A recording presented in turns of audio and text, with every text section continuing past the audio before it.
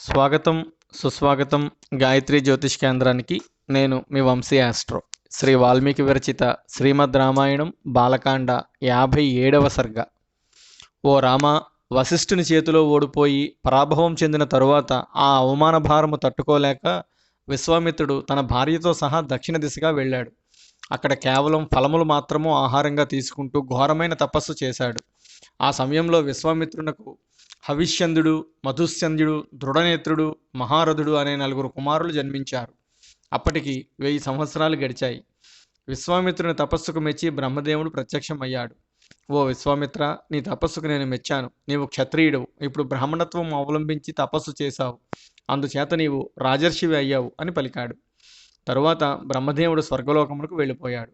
బ్రహ్మదేవుడు చెప్పిన మాటలతో విశ్వామిత్రునికి తృప్తి కలగలేదు, పైగా కోపం వచ్చింది. ఇంతకాలము తపస్సు చేసిన తనను రాజర్షి అంటాడా?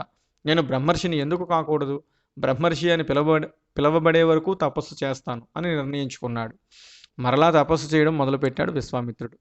ఆ విధంగా విశ్వామిత్రుడు తీవ్రంగా తపస్సు చేస్తున్న కాలంలో ఇక్ష్వాకు వంశంలో త్రిశంకు అనే రాజు ఉండేవాడు. అతనికి ఈ శరీరంతో పాటు స్వర్గానికి వెళ్ళాలి అనే కోరిక బలీయంగా ఉండేది. ఆయన ఆస్థానంలో వశిష్ఠుడు పురోహితుడిగా ఉండేవాడు.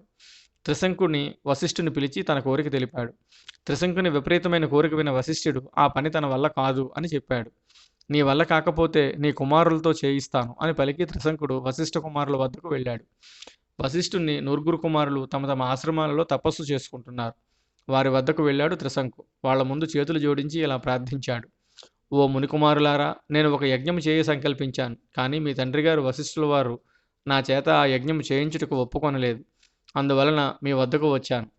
నేను ఈ శరీరంతో స్వర్గలోకమునకు పోవుటకు తగిన యజ్ఞమును మీరు నా చేత చేయించాలి. మీరు మహానుభావులు, అటువంటి యజ్ఞము చేయించుటకు మీరే సమర్థులు.